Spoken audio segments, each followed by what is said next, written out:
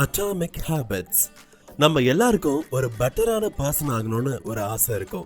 சக்சஸ்ஃபுல்லான person ஆகணும்னு ஒரு ஆசை இருக்கும். இப்படி ஒரு சில பேர் மட்டுமே சக்சஸ்ஃபுல்லா இருக்காங்க. ஆனா நிறைய பேர் சக்சஸ்ஃபுல்லா இல்ல.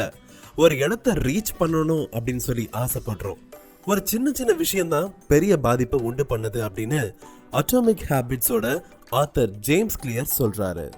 நாம டெய்லி பண்ற சின்ன சின்ன விஷயங்கள் நம்ம பிரெயின்ல பதிவாகி நம்ம டிசிஷன் மேக்கிங்ல ரொம்ப உதவியா இருக்கும். நம்ம மைண்ட்ல லெஸ் ஒர்க் இருக்கணும். மத்த எல்லா விஷயங்களையும் ஆட்டோமேட்டிக்கா நடக்கணும். அப்படின்னா நம்ம டெய்லி பண்ணக்கூடிய விஷயங்கள் ஒரு ஹேபிட்டா இருந்தா மட்டும்தான் பண்ண முடியும் இல்லையா? இப்போ நீங்க ஒரு பெரிய ஸ்போர்ட்ஸ் மேன் ஆகணும்னு ஆசைப்பட்டாலோ இல்ல ஒரு பெரிய பிசினஸ் மேன் ஆகணும்னு ஆசைப்பட்டாலோ பல வருஷமா அதே விஷயத்த ஒரு ஹேபிட்டா பண்ணிக்கிட்டு இருப்போம். அதுதான் வித்தியாசம். அப்படின்னா எப்படி அந்த இடத்தை ரீச் பண்றது? நமக்குள்ள ஒரு சின்ன சின்ன சேஞ்சஸ் நடக்கும்போது தான் நம்ம பிஹேவியர்லயும் சேஞ்சஸ் வரும். அப்படிப்பட்ட சேஞ்சஸ் வரும்போது தான் நாம நினைச்ச இடத்துக்கு நம்மளால போக முடியும். நீங்க டெய்லி பண்ற செயல்களை ப்ராப்பரா இருந்துச்சு அப்படின்னா பெரிய லெவல்ல சேஞ்சஸ் எதிர்பார்க்கும் போது ரொம்ப ஈஸியா இருக்கும். சோ நீங்க யார மாதிரி ஆகணும்னு எதிர்பார்க்கறீங்களோ அப்படி அந்த பர்சன் பண்ற மாதிரி நீங்க பண்ணி பார்க்கணும். அப்படி பண்ணும்போது தான் நமக்குள்ள அந்த கான்ஃபிடன்ஸ் வளரும். அதே மாதிரியாக முயற்சி பண்ணுவோம். இப்போ நீங்க ஒரு பாடி பில்டர் ஆகணும்னு முடிவு பண்ணிட்டீங்கன்னு வச்சுக்கோங்களேன். அப்படின்னா நீங்க ஜிம்முக்கு போய் எக்ஸசைஸ் பண்ணிட்டு இருப்பீங்களா இல்ல பீஸா சாப்பிட்டுட்டு இருப்பீங்களா? இந்த மாதிரி ஒரு குட்டி குட்டி சாய்ஸஸ்ல இருந்து நீங்க ஆரம்பிக்கணும்னு ஆத்தர் சொல்றாரு. கண்டிப்பா நம்ம எல்லாருமே நம்ம கோலை அச்சீவ் பண்ண தான் போறோம். அப்படி அச்சீவ் பண்ணாதான் சந்தோஷம்னு நினைக்க கூடாது. அந்த மாதிரி நினைச்சீங்கன்னா நீங்க அந்த கோல் கிடைக்கிற பொழுது அதை அச்சீவ் பண்ணும் பொழுது சந்தோஷம் சின்னதா தான் இருக்கும். ஸோ இந்த வெற்றி பெறறதுக்கான ப்ராசஸை என்ஜாய் பண்ண ஆரம்பிச்சிட்டோம் அப்படின்னா கோலை அச்சீவ் பண்றதை விட ப்ராசஸை ரொம்ப சந்தோஷமா நீங்க என்ஜாய் பண்ணலாம். இந்த ப்ராசஸை அழகான ப்ராசஸா மாத்துறதுக்கு நம்ம டெய்லி பண்ற குட்டி குட்டி விஷயங்கள் நம்மள சந்தோஷப்படுத்துற விஷயமா இருக்கணும். ஒரு நல்ல ஹேபிட்டை டெவலப் பண்றது நல்ல விஷயம்தான். ஆனா 2 அப்படி இல்லைன்னா 3 கெட்ட விஷயத்துல இருந்து விடுபட்டாவே நம்ம வாழ்க்கை நல்லா இருக்கும்னு சொல்லி ஆத்தர் சொல்றாரு. ஒரு நல்ல ஹேபிட்டை ஸ்டார்ட் பண்ணவும் சரி, ஒரு கெட்ட ஹேபிட்ல இருந்து விடுபடவும் சரி, ஒரு 4 ஸ்டெப்ஸ் இருக்கிறதா அவர் சொல்றாரு. அது என்னன்னு பார்க்கலாமா? First step, make it obvious. நீங்க ஃபாலோ பண்ணணும் அப்படின்னு நினைக்கிற விஷயம் உங்க கண்ணு முன்னாடி ஆபியஸா தெரியற மாதிரி இருக்கணும்.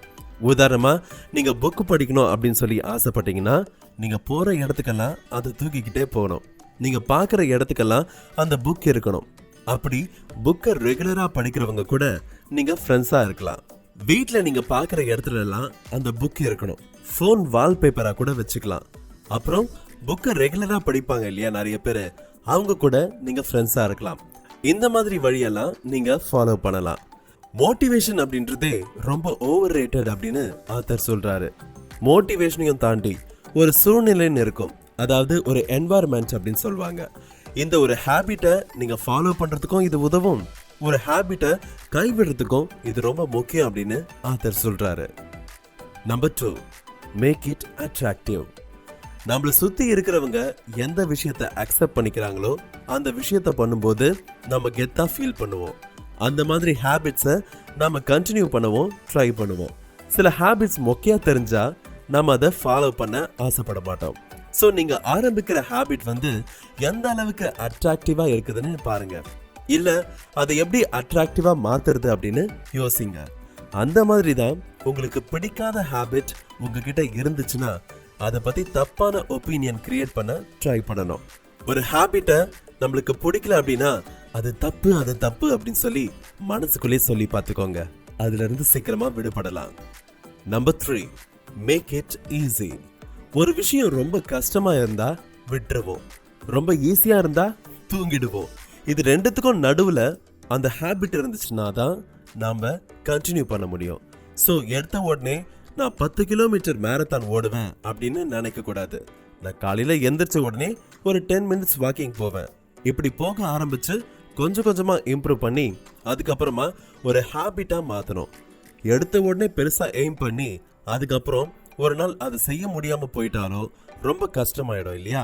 ஸோ டாஸ்க் எந்த அளவுக்கு ஈஸியா இருக்கோ அந்த அளவுக்கு கண்டினியூ பண்றதுக்கான சான்சஸ் அதிகமா இருக்கு. Number 4, make it satisfying. நாம ஒரு டாஸ்க் பண்றதுக்கான முக்கியமான ரீசனே இப்ப இருக்கிற மைண்ட் செட்ல இருந்து ஒரு ரிலீஃப் வேணும் அப்படின்னு தான். ஒரு ஸ்டேட் ஆஃப் மைண்ட்ல இருந்து இன்னொரு ஸ்டேட் ஆஃப் மைண்டுக்கு போறதுக்கு தான் நாம ஒரு டாஸ்க் பண்றோம். ஸோ நீங்க பண்ற ஒரு ஹேபிட் அப்படிங்கிறது உங்களுக்கு ஒரு நிம்மதியை கொடுக்கணும், ஒரு மன அமைதியை தரணும்னு கூட சொல்லலாம். அதை பண்ணி முடிச்ச உடனே உங்களுக்கு ஒரு சந்தோஷமான ஃபீல் இருக்கும். அந்த மாதிரி சந்தோஷமா ஃபீல் பண்ணணும்னா உங்க மனசு அதை திரும்ப திரும்ப வேணும்னு கேட்கும். நம்ம மைண்டுக்கு ஒரே சமயத்துல ஒரு ப்ராப்ளமை சால்வ் பண்ற திறமை தான் இருக்கு. இப்போ நம்மளோட ஹேபிட்டும் ஐடென்டிட்டியும் ஒன்னா மர்ஜ் ஆயிடுச்சுன்னு வச்சுக்கோங்களேன். இதுதான் நான் அப்படின்னு உங்களுக்கு ஒரு செட் ஆனதுக்கு அப்புறமா ஒரு பெட்டரான விஷயத்த ஹேண்டில் பண்றதுக்கான டைமும் ஸ்பேஸும் கிடைக்கும். ஸோ அதனால நீங்க யாரு, நீங்க என்ன ஆகணும்னு ஆசைப்படுறீங்க, நீங்க அவங்களா தான் இருக்கீங்களா அப்படிங்கறதெல்லாம் உங்க ஹேபிட்ஸை வச்சு தெரிஞ்சுக்க முடியும்னா நீங்க சரியான வழியில தான் போயிட்டு இருக்கீங்க. அப்படி தெரிஞ்சுக்க முடியல அப்படின்னா ஆத்தர் சொன்ன இந்த 4 விஷயங்களை ஃபாலோ பண்ணி பாருங்க, நீங்களும் மாத்திக்கலாம்.